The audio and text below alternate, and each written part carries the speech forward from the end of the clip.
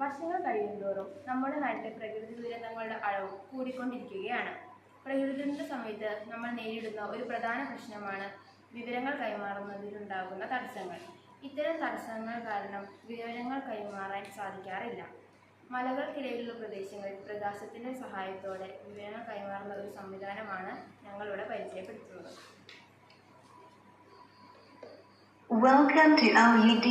Let's change the world. Line E.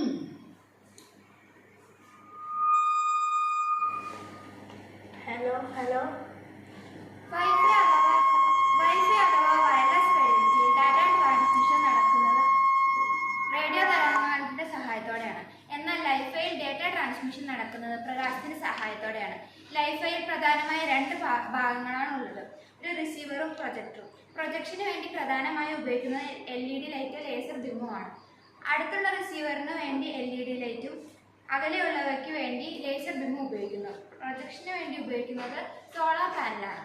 നമ്മുടെ ഈ മോഡലിൽ ഈ മലയുടെ ഒരു വശത്തു നിന്നുമുള്ള ശബ്ദ സന്ദേശത്തെ മറുവശത്തേക്കുള്ള സ്പീക്കറിലേക്ക് ലൈഫൈ ടെക്നോളജി ഉപയോഗിച്ച് ട്രാൻസ്ഫർ ചെയ്യുകയാണ്.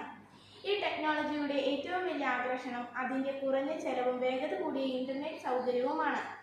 വൈഫൈയേക്കാൾ 100 മടങ്ങ് വേഗതയുണ്ടായിരിക്കും ലൈഫൈക്ക്. ലൈഫൈ കൂടുതൽ സുരക്ഷിതവുമായിരിക്കും. ഇടതൂർന്ന പ്രദേശത്ത് ഇതിന് പ്രവർത്തിക്കാൻ കഴിയും. ഈ സാങ്കേതികവിദ്യ പൊതുജനങ്ങൾക്ക് ലഭ്യമായി കഴിഞ്ഞാൽ തെരുവ് വിളക്കുകൾ, ബിൽഡിംഗ് ലൈറ്റുകൾ തുടങ്ങിയവയിലൂടെ ഇൻ്റർനെറ്റ് സൗകര്യം സുഗമമാക്കാൻ കഴിയും. റഡാർ പോലുള്ള റേഡിയോ അംഗങ്ങളെ ആശ്രയിക്കുന്ന വിമാനത്തിലെ ഉപകരണങ്ങളിൽ ഇത് ഇടപെടാത്തതിനാൽ ഇത് എയർലൈനുകളിൽ ഉപയോഗപ്പെടുത്താം. പ്രകാശത്തിന് വെള്ളത്തിനടിയിലൂടെ സഞ്ചരിക്കാൻ കഴിയുന്നതുകൊണ്ട് കടലിനടിയിലെ പര്യവേഷണങ്ങൾക്ക് ഇത് ഉപയോഗിക്കാവുന്നതാണ്. വൈദ്യശാസ്ത്ര ഉപകരണങ്ങൾ പ്രകാശത്തിന് കാര്യമായ പങ്കില്ലാത്തതിനാൽ ആശുപത്രികളിലെ ഓപ്പറേഷൻ തിയേറ്ററുകളിൽ ഇത് ഉപയോഗിക്കാവുന്നതാണ്. ഇത് ഓഫീസിലും വീടുകളിലും ഡാറ്റ ട്രാൻസ്മിഷനും ഇൻ്റർനെറ്റ് ബ്രൗസിങ്ങിനുമായി ഉപയോഗിക്കാവുന്നതാണ്.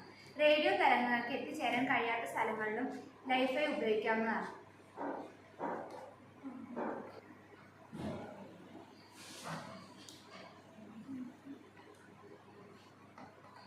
Welcome to LED. Let's change the world. Line E.